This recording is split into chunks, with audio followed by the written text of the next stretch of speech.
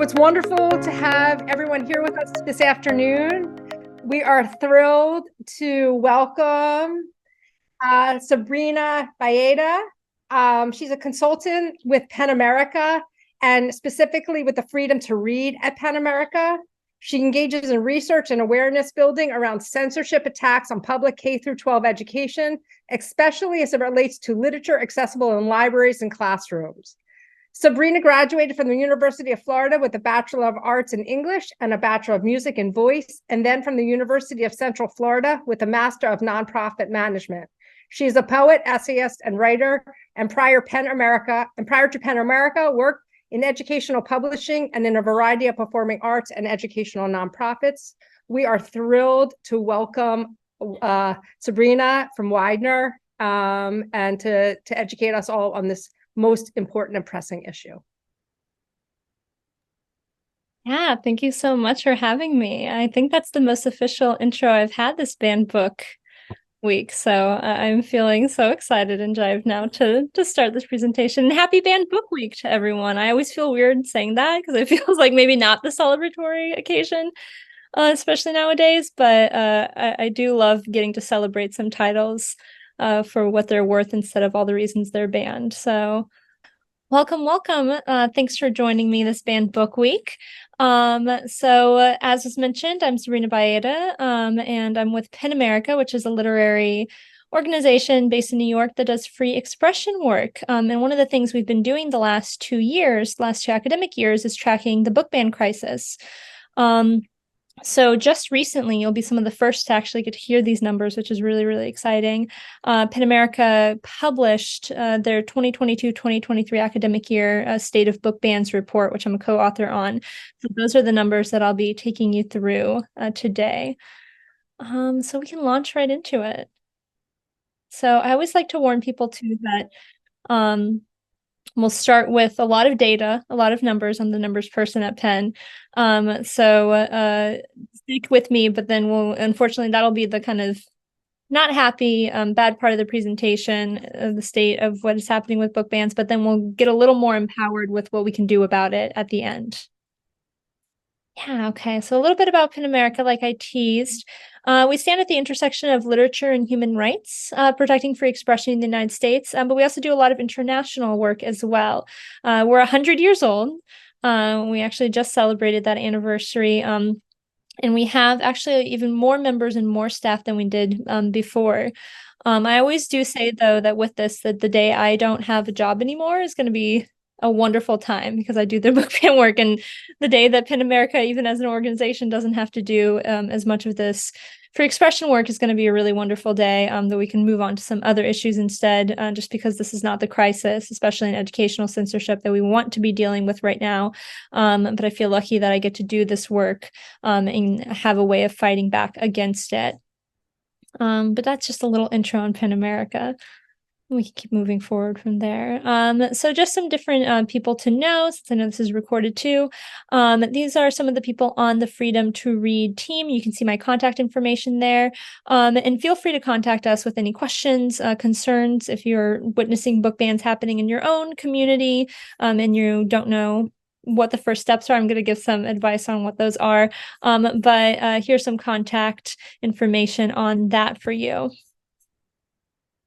Right. And with that, let's launch straight into the research. So PEN America tracks K-12 public school book bans. We are looking at book bans that are happening either in the classrooms, in the school library, or both. And we're tracking instances of that. So when a book gets removed from a single district, as well as unique titles. So what books are affected, who the authors are, what kind of content is in those books. I always say, though, that what I'm presenting is going to be a severe undercount of what's actually happening in the movement. Unfortunately, because we're not tracking when there's one instance of a book. Let's give an example of Toni Morrison's Beloved has been banned in a district. There may be 20 copies of that book in a classroom. We're not counting all 20 copies. We're just counting that one instance of it being banned. And a lot of other types of censorship, soft censorship, silent censorship, we can't track. Wholesale bans where they take out an entire classroom library, as we've seen happen in states, especially like Florida. We don't have access to that information. Districts don't call me up and let me know when they've banned a book, but we have to rely on public information, public reporting. So that's a lot of local reporting, public records requests, district websites, school board minutes that we're combing through, finding this information, and it's a pretty high vetting process. So even to be included in the index, we have to have a lot of pieces of information. So it is an undercount of what's actually happening in the country. But it gives you, it's not a comprehensive look, but it gives you an idea of the different trends that we can be looking out for. So that is my little blurb as a researcher on what is a book ban. And we can go into what everybody wants to know, which are the numbers. So this year, 2022 to 2023, this last year, I should say, academic year, we had 3,362 instances of book bans that we tracked. Those are 3,300 book bans, individual books in individual districts that we managed to track were removed and had diminished access in some way. If we go to the next slide, you can see that there's a comparison to 2021, 2022. Or maybe it's the next slide after that, or maybe a previous slide. Basically, though, that it's a 33% increase. It may be in another slide deck. I've had a couple of these presentations, so no worries. We can go back. Oh, no, there it is. Oh, perfect. Okay. I have a couple of these slide decks. So I was like, oh, no, maybe I forgot to include this one, but I am partial to this graph. But you'll see that we have about 2,500 books in that 2021-2022 school year, and there's a 33% increase from last year to this year. So it is a problem that is only escalating in scope. Even looking at some of the book bans that are happening this year, going into this new academic year, unfortunately, it doesn't look like it's slowing down. So this problem is only getting worse and larger in scope. But we also track unique titles. So the individual books that have been impacted by book bans. And you can see the last year there were about 1,600. This year there are about 1,500 books that are impacted. So it's not a huge decrease, but unfortunately the reason we think we've seen that decrease is because they actually have very focused attention on certain titles. For example, if one author's work gets banned, then if one book gets banned in one district, then we'll see kind of copycat districts across the country also ban that book, which has to do just with how a book ban actually starts and who is behind book bans, which we'll get into in a little bit. But that should just show you that it is an escalating movement. And over the last 2 years, we've seen almost 6,000 instances of book bans across the country. Thank you so much. And we can go to the next slide for that. But and something to keep in mind, too, is that this movement did start in 2021, 2022. It started sort of in 2020, but it really experienced a huge boom at that point. So previous to this, we hear a lot of librarians will tell us anecdotally, I never had a book challenge. And suddenly you're seeing in one district, 100 book challenges all come in at once, which is extremely overwhelming to those educators, librarians, administrators who are dealing with that. So here you can see the most banned books of the 2022-2023 school year. You'll see an assortment of literature, probably some books that you yourself have read or are aware of, maybe even some books that you yourself have taught, depending on your position. And this is across a wide variety. You have The Bluest Eye, American classic, to more modern titles, Genderqueer, which is a graphic novel. So it's hitting on a bunch of different topic areas and genres of books, both fiction and nonfiction. And it really has, especially as the movement goes on, it just keeps swallowing more and more types of books in the movement itself. So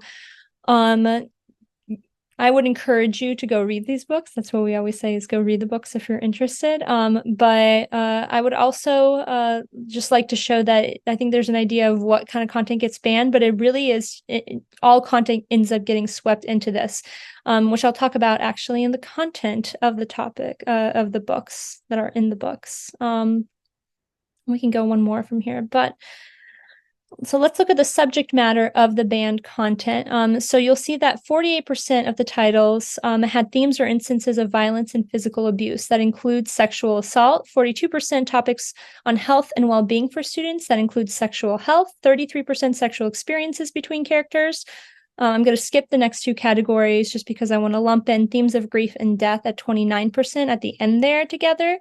Because these first three and last one, these bookends, really form what is called difficult topics.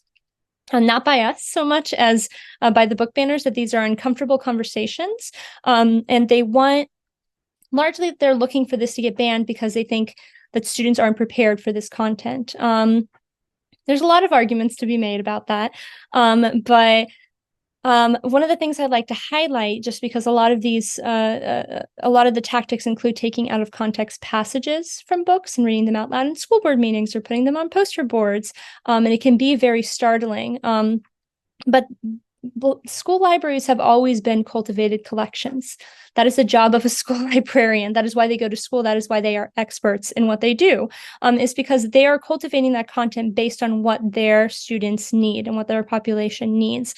So for me, even looking at the first three in the last category there, I would say good luck writing a book that doesn't include any kind of difficult concept. Is that not something we learned very early on, that stories need conflict in order to be stories?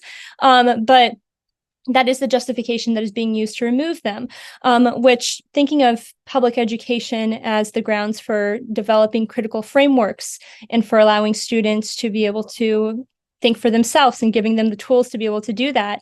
So the idea here is not that we're handing students books and telling them to believe everything that is in them, but is that we're equipping them with the tools they need to be able to form their own opinions, to be able to discuss it, to be able to get to these challenging topics and have trusted professionals to talk to about these challenging topics, and that they have access to this information, right? So that is my kind of spiel, my soapbox maybe, the first and the last one there. But then let's get to the 30% and 30%, which is characters of color and themes of race and racism and LGBTQ plus characters or themes. So we see that and by the way, these do not add up to 100. If you're adding these and you're like, wait, these are not, it's because there's overlap between the different categories, right? So a book that has LGBTQ characters and themes may also have topics on health and well-being for students. So there's overlap. This is just of all of the books that we surveyed that were banned this year. So those 30% and 30%, if you think about school libraries, they've been working on diversifying their collections, but a lot of times they don't even have collections that have 30% books for each of these categories. So really, this is an outsized and targeted attack on these marginalized communities for this content. And I always say I can prove that with the numbers, with the categories that we do, but I can also prove that by looking at the challenge forms. I'm unfortunately privy to looking at a lot of the vitriol behind this. That's part of my job. Hopefully I look at it so nobody else has to look at it and everybody can just take the numbers and believe me. But if they're out there, if you want to see them yourself. But the challengers on the book challenge forms will actually list out their reasons for why they want the books banned. And they make it pretty transparent on there what they want. For example, if you think about the Amanda Gorman poem that was banned in a school, that was restricted in a school in Florida, originally the name of the author put down for that was Oprah Winfrey. So there was not an awareness of the book, and clearly this person had not actually engaged with the material, right? For the LGBTQ characters or themes, a lot of times they'll put down a LGBTQ picture book with two moms and just say that that's indoctrination or that's pornography. So they're not trying to hide their bias and their homophobia and racism. So for us, we have the numbers to prove it as well. But I try to be very startling with that, just because I feel like that's usually the big question is like, is it really, like, is it just the headline? Is it? No, they lay out very clearly with both the anti-CRT and anti-gender ideology rhetoric that they use, that is what they're targeting, as well as these other topics. And with this, I'll also say, we actually track a bunch of categories. I think something close to like 30 or 40 categories. And these are just the ones that the highest numbers, the highest percentage of ones. So we also track history. We're also tracking number of graphic novels. We're tracking some other both genre and theme specific categories, but we're reporting out on the top categories that we see. So yes, we are tracking other things as well, but these are the most targeted themes that we've noticed within books. So with that, we can go on to the next slide, which will show you now. This should look very familiar because we're still on the content of the books, but now this is for 2 years. So you'll notice that that number of 3,362 just went up to 5,894. So this is across the last 2 academic years. So you'll see themes or instances of violence and physical abuse is still up there at 37%. But then it's followed by characters of color, themes of race and racism, and LGBTQ characters or themes, 37, 36%. But it's it's a rearranging of these topics, but it's still the same similar topics that are being used. And you can see that across both years, the 2 identity ones are actually going up because that first year, those were the top categories that were targeted. And one of the things I hear is, oh, okay, well, great. Are we not targeting that as much anymore? And the movement has grown to target a bigger variety of books, especially when vague legislation gets introduced. But one of the things I like to point out, just as a footnote to this, is that once a book gets removed, we're not tracking it again. It's really difficult for us to be able to, we've tried, but it's not within the capacity and the information is not publicly available for whether it stays removed or whether it gets put back on shelves. So in all likelihood, a lot of those books that got removed, and so if you think about genderqueer in a district, it was not added back the next year, right? So, but we're not counting that as a double ban. So these are all new bans within the new school year. With that, it's just important to keep in mind that everything that was impacting it the previous school year, it doesn't count within our numbers, but it's still impacted. Those books are still largely, unavailable. So I don't have the exact numbers to prove that, but that's what I've seen within my research. And that's why I always say that it's a severe undercount of what's actually happening around the country. So yeah, that's my 2-year roundup moment. And then we're actually going to go back to this year, but we can keep going for now. So where are the book bans occurring? This is where I like hearing where people are from, because I feel like I always get a nice snapshot from across the country. And even if you're currently in one place, if we're giving kind of a local presentation, I know you have connections all over the country as well. So there were 153 districts in 33 states within this school year. Looking at the last 2 years, we actually had 41 states affected by this crisis now. Florida tops that list. And like I said, I'm from Florida. I've been very saddened to see this happen. I started this research when I was living in Florida. I now live in Michigan. And unfortunately, I've seen some banning activity happening here, which can shock a lot of people. But Florida is still topping that list with about 1,400 bans in 33 districts. Florida actually makes up over 40% of all the bans in the country. And I'll talk a little bit why coming up, but they are really kind of the hotbed for this happening. But they are followed by Texas with 625 bans in 12 districts, Missouri 314 districts, Utah almost 310 districts, and then Pennsylvania number 5, because I know we have a lot of Pennsylvania here, with almost 200 bans in 7 districts. And Pennsylvania is actually kind of an outlier and not in a good way, because I'll get into it, but every other state there has state legislation that is actually impacting and causing book bans, but Pennsylvania does not.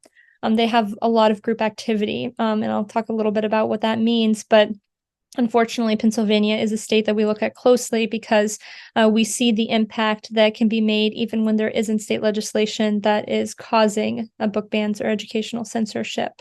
And there's actually been some interesting cases in Pennsylvania too, with going outside of just public education and to public libraries and even private booksellers. But those are the top 5 according to number of book bans. But I'll throw in, I'm sorry to have that Pennsylvania news, but if we actually do it by number of districts, my current state, Michigan, is a top 5 ban state. So I feel your pain and I am with you. And we are similarly not we do not have legislation, but we do have group activity that is helping cause that. So now you'll see a fancy map. And you can see all of the different states affected by this, with Florida in that very, very angry red. And you might see some states there that kind of surprise you. California, I think, has one ban, so it's not, it's not a 1,400 ban like Florida.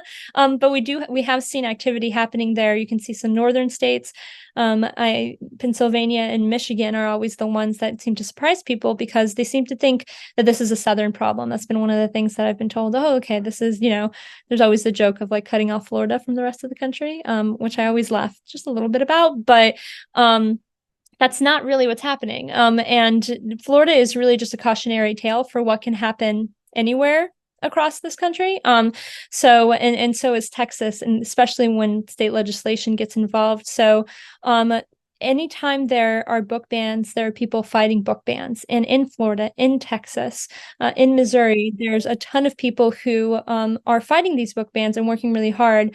And they both need our help, but we should also be taking cues from them on how to fight this because they've been successful in their states, even with this climate.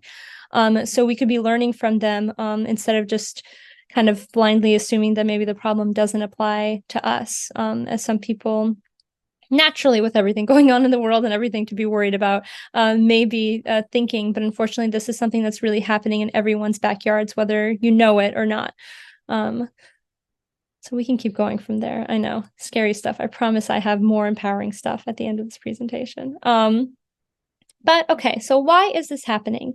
We've seen there's a bunch of different reasons, but we've really seen two large factors that are causing this, which are advocacy groups. Advocacy is used loosely here. These are groups that are advocating for their own causes. In this case, it's censorship. That is their cause. And legislation are the key pressures.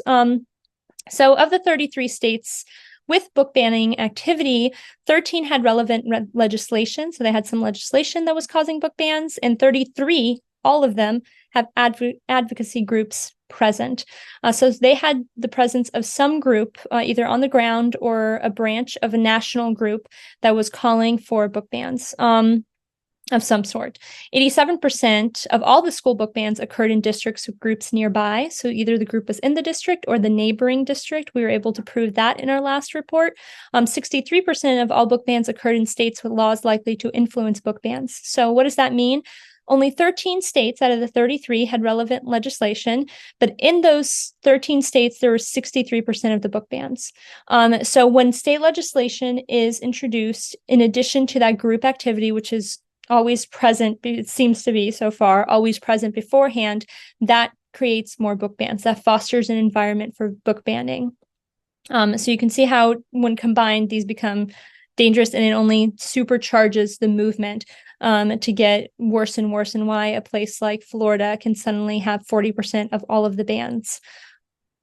We can keep going, and I'll go a little bit now into the advocacy groups. So last year in 2021, 2022, we noticed this group activity, and we were able to identify at least 50 groups involved in organized movement to push for book bans. So we were able to tie their activities specifically to book banning activity.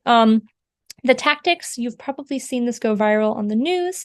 You might have been present in school board meetings for this, to which I would say I'm so sorry. But you've seen these tactics of submitting mass challenge forms. Instead of submitting one form for one book, they're submitting 100 forms. In one form, they're trying to ban, or they're trying to challenge, I should say, they're trying to challenge 100 books all at once. And they're trying to overload the system, which was never made for this, in an effort to purposely break it and try to cause censorship to kind of bleed in. Instigating incidents at school board meetings. They're going and they're causing scenes. They're holding up pictures. They might be reading out passages of books. And largely, they're having these large dramatic moments at school board meetings, which were previously far less dramatic places to be than they are now. Using provocative rhetoric around porn in schools and indoctrination. So this is the rhetoric of the movement, especially as of late. It started out as an anti-CRT, anti-gender ideology. They have now switched to a full, like, pornography in schools, indoctrination, age appropriateness. And they're doing this on purpose to be able to use this charged language of incorrectly identifying these materials in schools. Like I said, these are cultivated collections. This is not pornography in schools by any means, but that is the language that they're trying to use to push their agenda. Sharing resources such as book review sites. One such book review site is called Booklooks. It has reviews for different books, and they have out of context passages pulled out and things underlined of what they don't like about it and reasons why you can basically go to a school and challenge it. And the reason is that before you would have to read the book. If you were a challenger, you would read the book, you would identify the passages that you might not agree with or you might have issues with, and then you would write that down, and there would be a process to this as the challenger. With a book review sites, that takes the work out of it. So if you're submitting 100 challenges and there's a book review site that has 100 reviews, you can just print those off, attach it, and you don't have to do any of the work. And what we've seen and heard is that a lot of these challengers are not reading the books. They proudly proclaim, I did not read the book. I found this, this online, and I'm now submitting all this information. So that step of the process, which is needed in any kind of book review, which is taking the full context of the work, is not happening anymore. And actually just today, there was a USA Today article on Booklooks as a website, and showing ties to Moms for Liberty, which is which is the biggest of the advocacy groups that are pushing for censorship. They also offer trainings on disruptive techniques. So we've seen trainings on going the different tactics that you can use to go to disrupt a school board meeting, to having binders and car lines and trying to show that to different parents and trying to recruit. So they have these different disruptive techniques of how to purposely break a system and basically overload administrators so that they give up and they start just pulling books willy-nilly. Something else is they provide funding. There's funding provided across. They're well-funded groups. They're well-connected with each other. Even the ones at the local levels are still well-connected with ones across the country.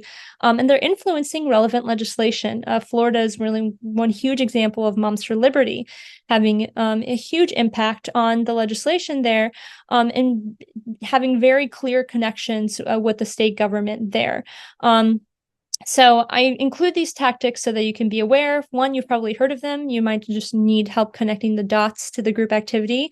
And also in your own community, be aware if you start seeing this, because it probably means yes for book bans, but this is a larger crisis for education, right? So these are tactics that are shared across a wide variety of pushing for different of these groups pushing different agendas, both for book bans, but for other for curriculum changes, right? For a wide variety of agendas that they're trying to push in public schools.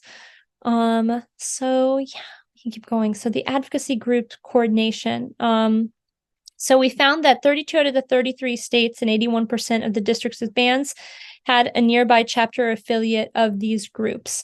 So I mentioned kind of already the whole South Florida. One of the things, misconceptions of this movement is that it's only happening in Republican states or only happening in Republican districts. And here we have a table that shows that it's most of it. They do have the larger chunk with 98 there, number of districts with instances of book bans, but 49 is still Democratic districts. Looking at the number of districts with a chapter affiliate nearby with group activity is basically what we're saying there. We have 78 and then we have 39. So you can see that these, it really, yes, okay, it mostly is Republican, but 49 out of 153, right? Like, it's still kind of a large number. Just because you are a blue district does not mean you're impervious to these book ban attacks, because really what this is individual groups or individual instigators who are coming in and using these tactics to push for censorship, and that can happen anywhere. The good news about that is that, one, most Americans don't believe in book bans. I always say it's undemocratic and un-American to have book bans, which I think is why people are so shocked to find out this is happening. But because of that, especially at the local level, one defender can also have a huge impact. But it's creating that awareness so that people know that they have to show up to the school board meetings, that they have to be aware of what's happening, instead of taking a proactive approach to that, instead of just being reactive once books get banned. So that is some of the group activity. And now we can go on to legislation. So new laws have only supercharged this. The laws restrict what kind of books can be there. They change policies that they have to follow. So instead of having, if a book gets challenged, oftentimes there needs to be a challenge form submitted. That challenge form is considered. A review committee is formed. That review committee is made of librarians and parents and teachers, sometimes students, administrators. And then they recommend what should happen with the book. And the school board will then often take that recommendation, and that'll be the ending result. I've seen policies change where the superintendent is now just in charge of it. The superintendent can just pull books willy-nilly. There's no longer that community input. I've seen ones where during the review process, books can get removed from shelves. The problem with that is that if a book can get removed from a shelf just by being challenged, then a book challenger can just put in 100 challenges and 100 books get pulled off before anybody ever looks at the content or the reason for that challenge. So that has been used as a tactic to ban, as a type of almost a side censorship attempt. It's not directly going to say, okay, this book is banned, but I've seen picture books that have stayed off shelves for months, when clearly a review of it would not take months to conduct. But that's been the excuse that, it's just removed under review. Well, that's diminished access. Students are only in school for a certain number of years. They are banned from that content until the book is back to being available. This has led to a chilling effect. And a lot of times the laws are very vague. They don't offer guidance on how they should be implemented, which has led to a chilling effect of educators and librarians having to choose between their jobs and whether or not they were going to keep this book on the shelf. And for us, we can't make that decision for a librarian or an educator. And in some of these laws, it makes it, even if it's not explicitly stated, then it's followed up that is clearly what needs to happen. They want to remove those books, and therefore educators and librarians must comply with that. So that creates a lot of fear and intimidation for those in the fight, for the librarians, educators, and administrators who a lot of times are just trying to act in the scope of what they think their duties are in their positions. And they're not looking to censor, but they're not exactly sure how to deal with this. And especially if they're ambushed, a lot of times that leads to censorship because they're not sure how to follow this and they're not sure what kind of protections they have. So legislation and group activity coming together. So what you see there is a table of the top 5 banned states: Florida, Texas, Missouri, Utah, and Pennsylvania. And on the right, with state legislation in the presence of national advocacy groups, it shows you if it has state legislation and group activity. So for the first 4, you'll see that, yes, Texas has state legislation that is passed. We know that's already affecting, even if it is only being implemented this next school year. You see, though, that for the first 4, there is the presence of both of them. That last one, Pennsylvania, you see that state legislation is not there, but there's heightened group activity. And that's what we've witnessed in Pennsylvania, is that even without that top to the bottom approach, the bottom coming up is still causing this. Individual instigators going to school boards, changing policies, mass challenges. Mass challenges has been huge in Pennsylvania that we've seen. That has been, and you can kind of see there too with the 186 and only 7 school districts, right? How many books per school district that is. So that has played a huge part, which means that these individual instigators are causing this. And one of the things to keep in mind is that these are not, there were already policies in place if a parent had an issue with a book, or a parent wanted to restrict or wanted to have a conversation about the types of books that their student had access to. That was already a process. That's always been part of the process, and that's always been an option for parents. The problem with this current censorship movement is that one parent or one individual is trying to decide for everyone what the students' parents can even allow their own students to have access to. And that is why this is an outsized influence, and why it's amounting, the mounting pressure, all of these different ways of describing basically more censorship happening in the last 2 years. And that's why we're so involved in this. So what can we do? Okay, we can take a deep breath. I'll take a deep breath because usually now I've gotten all worked up over this data and how upsetting it is. And we get to this part, which is my favorite part, because usually most of my job is just counting the bands, is looking at this research, is doing data analysis. is that side of it. And what I really love about Banned Book Week, and what I really love about when I finally get to actually present the numbers instead of just come up with them and write the research and just try to tell the story, is that I can do the next step of that, which is trying to help communities stop this from happening. So that's where you come in. And this is the part where I get really excited, because what can you do? Increase personal and public awareness. Hint, you're doing that right now. Congratulations, pat on the back. You did your Banned Book Week duty. You can speak to the value of books, proactively coordinate as part of a larger strategy, and you can engage with your decision makers. And I will go through each of these and give some examples with them as well. But this is just a nice 4-step of what we're going to be looking at. All right, so personal and public awareness. Banned Book Week, it's here, yay! Congratulations.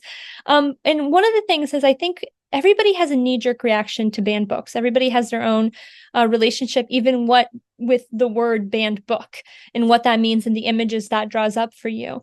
And one of the things I like to encourage is to consider your personal views on censorship and advocacy.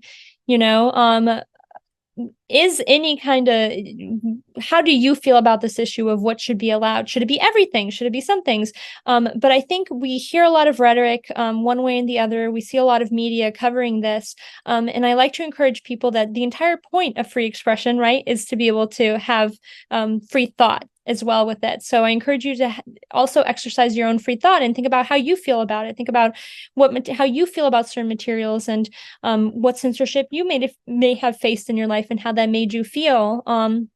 And your own upbringing in public schools, if you went to public schools here, or if you didn't, what was it like in other schooling systems? I know I grew up in Brazil for the first half of my life, so it was very different than it was here in public schooling. So consider how your own personal views affect your opinions and how you feel about this movement. Research the rhetoric of the book challengers. I kind of talked about it a little bit with that whole like porn in schools indoctrination, but it's important because it's meant to be emotionally stirring, right? The way that the rhetoric is painted, it's meant to be this kind of emotional reaction. So research the rhetoric of the challengers, though. Figure out like what that actually means for you, and yeah, just be aware of the rhetoric that is happening there, because as we know, there is not porn in schools. Like I said, they're not shoveling books onto shelves. And then a lot of these are classics, like Toni Morrison's, The Bluest Eye is being called pornography when it has a story of sexual assault, which is absolutely not. So a lot of what they're using out of context passages, and they're not real, they're purposely not flipping the page, is what we always say. Flip to the next page. Even that, if you're aware of genderqueer, there's one image that's supposed to be like a very shocking image. And if you flip the page, the entire story is about consent and not having sex. So I would encourage you to research, find out for yourself, though. We'll talk about reading the actual books too, but research the rhetoric and be aware, and don't get just swept up in the media of it. Keep up to date on the state of book bans. Congratulations, you're up to date on the state of book bans. On a national scope, though, look in your own communities, find out what's happening in your own school boards and your own libraries, and become aware of other groups fighting censorship. The same way there are a bunch of groups on the ground that are causing and trying to push for censorship, there's a bunch that are doing the exact opposite, that are pushing against this, that are fighting. There are student groups, there are parent groups, there are community groups. So see if there's any in your community, and start supporting their efforts as well.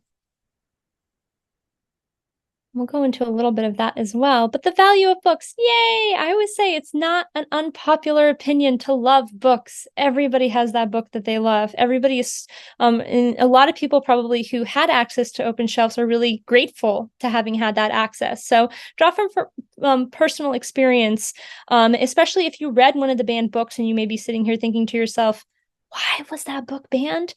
Talk about that. Think about it. Why was that book banned? What passage were you looking at? What passages are they taking out of context? Why was it so important? Why did it change you? Why did it change your life? Are there books that are similar to the banned books that haven't been banned but have similar content? Why weren't those banned? So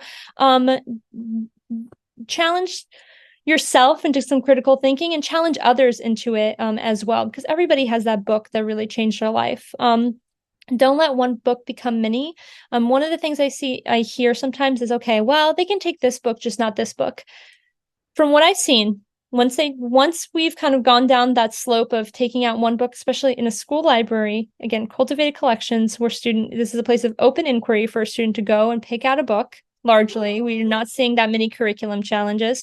When one book, it's kind of like, well, this level of restriction, this level of this one book, it's okay to take away.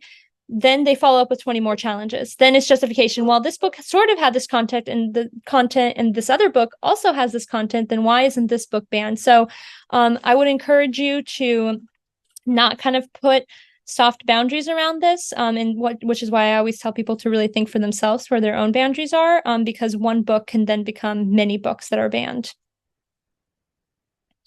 All right, proactive coordination. So I talked about getting to know the groups around you, but connect with like-minded community members if those groups are around. If they're not, connect with your neighbors, connect with your friends, talk to your friends. It's a touchy topic, but it's important that we stay in communication about it, right? Even if we don't agree. Gather and create materials. So understand the policies that are present in your own school board, that are present in your own library. Understand what the process is for challenging materials, but so you can be aware of what that process may be if a book ban does come to your door, but also be aware of other parts of the policy, how materials are cultivated. Actively consider your community culture. Most communities are not proud to say they're book banning communities, right? I don't think I've come across yet a district in the United States that would call themselves that. So considering your community culture, are we people who restrict information, or do we take pride in having open shelves and having those materials in our education, in our students, and use that to be able to promote the freedom to read? All right, and our last one, engage with decision makers. Schedule those meetings. One of the things I get told, and especially as we're nearing election season, and then for next year elections, is everybody says, talk to your legislators, talk to your legislators, talk to your legislators. It works. I know, but they take tallies of what matters. And especially the more local you go, the more influence you're going to have, right? So if I always say proactively email, if there's a ban, yes, email and say, hey, I don't support this ban. This goes against our community culture. Why are you doing this? But if not, then proactively say, thank you so much for having this pride display. Like, thank you. Like I saw that you had a Black Heritage Month event at the public library. Thank your librarians, thank your educators. There's no level. They're all leaders in your community, right? There's no level that you don't have to go to the highest, to your state representative. You can, but go to your local representatives, because they're the ones who are really making the decisions about these book bans. So go to them, especially your school board members, your superintendents, your district officials, and your libraries, and go thank your librarians. They really deserve a lot more than they're getting now, and they didn't sign up to be part of this fight. But something else you can do is provide the materials for them, the letters of support, book reviews, and create these materials that show why these books are important and why we want to keep them. All right, so this is also usually the part where I've now given you every single step on how to help. And for a lot of people, and I'd say for most people, it's like, okay, I have 5 minutes next Tuesday where I can do something. Like, what can I do with that time? So for that, I would say, and some people are like, no, I'm going to do all of it. That's great. You go do all of it. But we all have to prioritize. I say investigate your personal philosophy and considerations. That one of the first steps that I gave to you. With that, consider your brand of advocacy. Some people are amazing public speakers who would love to sign up for commentary at a school board meeting. Some people would rather eat glass than have to talk in front of a room full of people. So maybe you're not the person who signs up for the school board meeting, but you're a wonderful writer. So you're going to write a letter to the superintendent stating your support of books being available and the freedom to read. So find what works for you and what you feel energized about doing, and do that. Or some people are social media people. I'm not, so I usually stick to the presentation and the writing part. But we need everyone coming at this from different angles. Recognize the warning signs. I gave you some of the tactics of what these groups are. I gave you some, the reasoning behind of what the kind of content they're banning. So recognize, now that you have that information, recognize when it starts to come up in your community. Get your talking points together. Be clear about why you're advocating for this. Especially in speaking for the value of books, be aware of what's in the books that you're advocating for. So either becoming aware by reading the books themselves, or just doing research on your own, but don't let for any of this, for any side of this you're on, although most of my presentations are given to people who do want to support the freedom to read. But regardless, I always say that what this is about is choice, right? Is a choice to be able to have access to that information. So use that accessibility to inform yourself and get your talking points together. All right. A glimmer of hope. Our students. We're doing this for our students. We're doing this for all of us, but right now, especially looking at K through 12 public schools, we're doing this for our students. And students are really the ones who are pushing back. It's a lot of different people. There's a lot of different parent groups who are actually doing wonderful work. Florida Freedom to Read Project is one such example, in the state with the most bans that is doing this work. But students are forming banned book clubs. They're staging protests. We just had students in California that got police caution tape and held a protest by putting it on their backpacks and walking around this week with it to raise awareness for this happening around the country. So they have been wonderful advocates. So they're the ones who inspire me when I feel like I'm like, oh, where is this movement heading? They're the ones we're doing this for. And students have time and time again said, I want access to this. I'm so glad I had this book. They are, if you're ever feeling discouraged, I suggest you go look up some student stories around this issue and how they're fighting back. All right, and with that, I've wrapped up my presentation. And I don't know if we have any questions available yet, but I would love to answer any questions you do have. Yes. I do. I have a few coming in, and anyone who would like to ask questions, please put them in the chat. Is there an echo going on, or are we good? We're good on my side. All right. The first question from Jenna Scalzi is there a way to better educate ourselves on bans that are happening in our community as they are happening?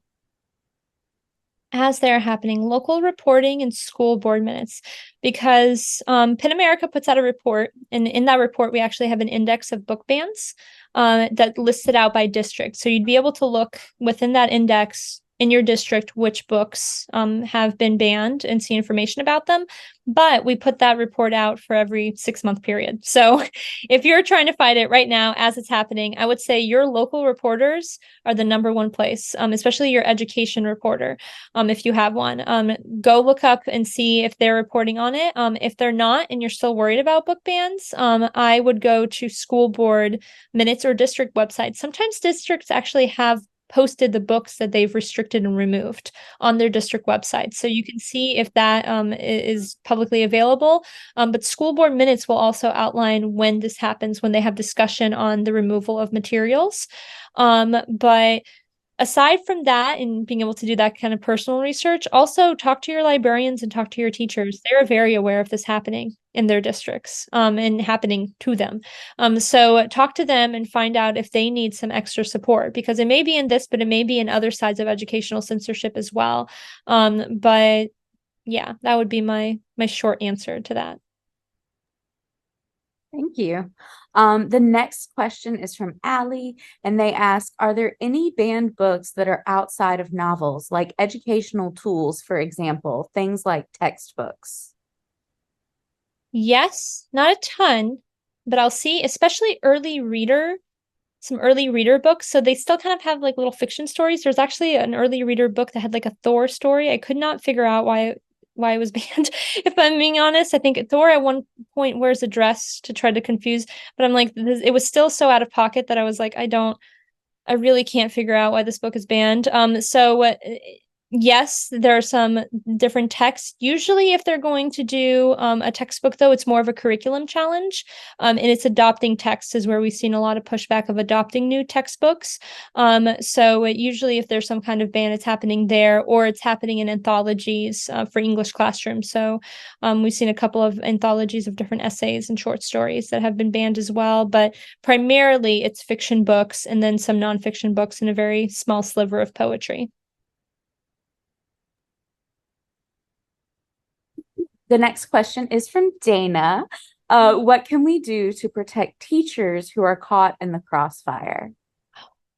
Wonderful question. Because they really are so vulnerable in this fight. Like I said, if you have teacher contacts or teacher friends, I would just offer support. A lot of times, especially they can feel very isolated in their positions, and they are very vulnerable even their livelihoods in doing this and stepping up. So it really has to be community support that does it. So if you can speak for them, if you can be the one going to the school board meeting and advocating for the books, especially if you're in a less vulnerable positions. I've seen a lot of booksellers are doing this because they have private businesses but they strongly believe in the right to read.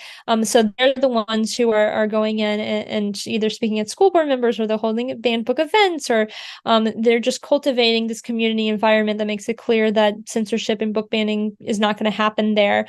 So I would say that you kind of have to stand in front of the teachers and protect them from this, and offer your support. So and you can do that directly if you know a teacher, and you can ask them how you can support them, but you can do that indirectly by also being proactive in it, writing letters of support saying, thank you for having this available. And your own public libraries, Michigan has actually been really affected with banning in public libraries, could use help of just writing to your librarian and saying, thank you so much for having, XYZ books available, and stating your reasons why. Because then if a book challenge does come, or if they do get pressure, they can go to their board and they can say, hey, yes, we got this one book challenge, but I have 5 other emails thanking me for having this book available or having this type of content available. So, okay, we have this one, but we're going to weigh on the one with 5 opinions there already stated. So being proactive in that has been huge. And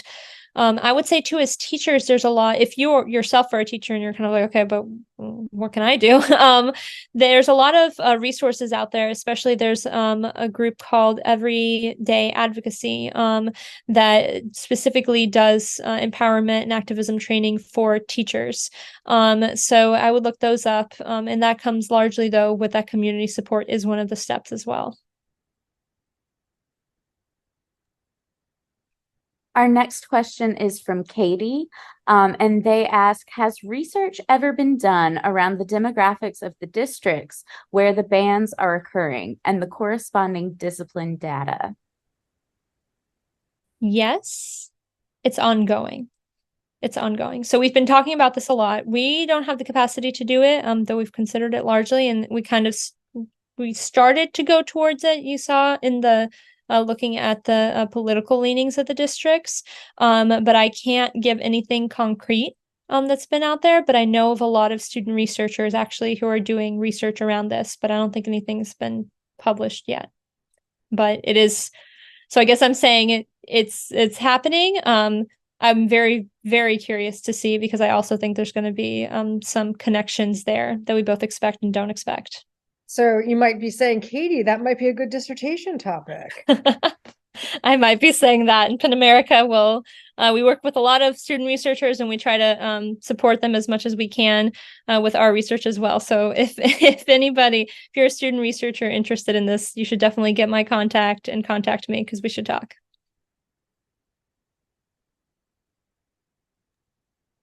And unless another one comes through, this will be our last question for you. Thank you so much for coming. Just one more.